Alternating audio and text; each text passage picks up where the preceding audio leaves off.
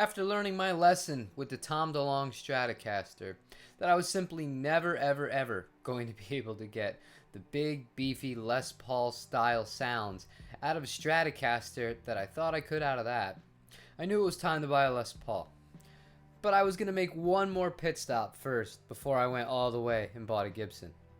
Trying to save money, I came across these guitars online, and in the early forum days, people were really raving about them. And that is an Agile by Rondo Music AL-3100. Now again, I wasn't entirely too familiar with Les Paul style guitars at the time when I bought this, but I saw that it was a very nice purple burst. As you could see, I kind of like funky colors. I don't really care. I like something that I'm going to be able to identify as my own. But then when I started to look at the specs, it said it had an ebony board. It said that it was a whole mahogany body with a maple cap on it. And I said, you know what? I'm going to give this a shot because it's a lot cheaper to buy this than it would be to buy a Gibson. I think I spent $400 shipped on this guitar at the time. Didn't come with coil splits, just straight up 2 humbuckers, Alnico 5s, and that's that. When I first got the guitar, there were 2 main takeaways that I had immediately. First of all, it was the heaviest guitar I had ever held, period, outside of even ones I had owned. That guitar weighed like 12 pounds. It was a mammoth, and I really don't care for heavy guitars, but at the time, I didn't think it would be a big deal. The other thing that I noticed straight away was, and I had never experienced this either, when I was playing the guitar at first, my fingers were turning black almost. I don't know what kind of compound or finish or whatever they used on those, and I've had this happen on other guitars since, but never to this extent. My fingers literally turned black playing this guitar. Needless to say, I restrung it and I hit it up hardcore with some lemon oil. It took quite a while to get the majority of that off, but it still left a little bit for maybe a week after as far as the residue goes on my hands. It was different for me because I'd never played a Les Paul style really, and just the actual ergonomics of how it's set. I took to it pretty quickly. I loved how it sounded with gain. It was finally like, yes, this is what you wanted. It was the feeling that I wanted to have when I purchased a Tom DeLonge Stratocaster that it just simply couldn't muster. But this guitar was thick. It was beefy. It had so much balls. But then I hated the cleans on it. I don't know how else to say it. I thought the clean was atrocious, and I think part of that is, you know, I'm used to Fender cleans. They're always going to be my preference as far as that tone goes. But the other part of it was I wasn't so sure, and to this day I'm not sure, about what pickups were in that guitar stock. I'm pretty positive that Rondo Music, in all the later versions of that guitar and higher end ones, they used more upgraded pickups, and a lot of them had coil splitting and stuff like that in them.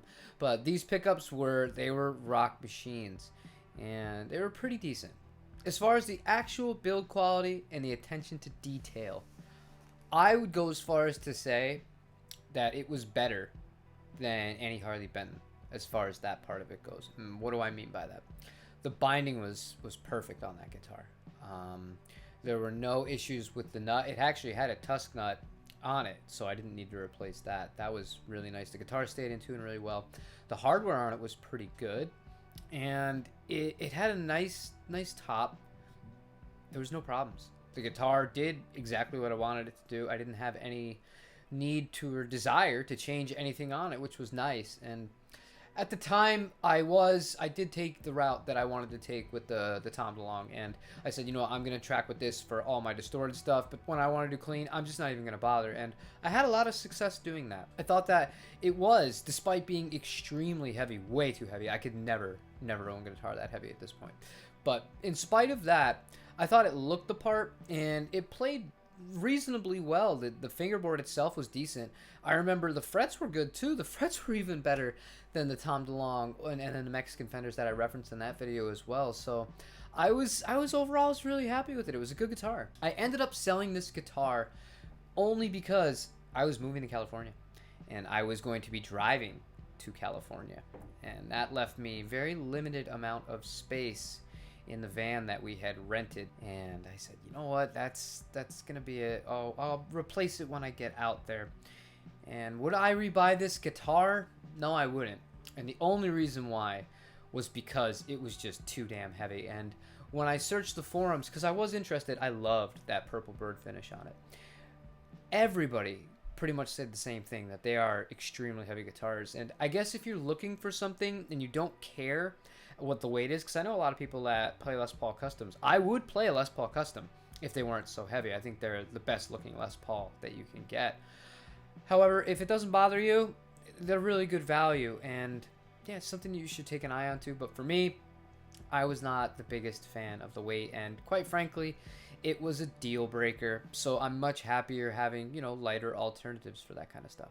And before I started to film this video, I actually went back to Rondo Music. I haven't been to that website in years just to see what kind of models they offer now, and there's almost nothing. I don't think there was a single Agile Les Paul for sale on there, so I don't know if they stopped producing them or if Rondo just doesn't carry them anymore.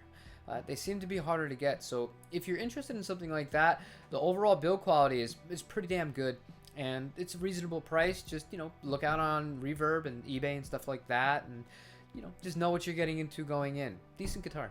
And that's going to be where I leave this kind of brief history of that guitar. It didn't really have too much really to be said about it. Really heavy guitar, really well built guitar, sounded like a rock star. Cleans weren't so great.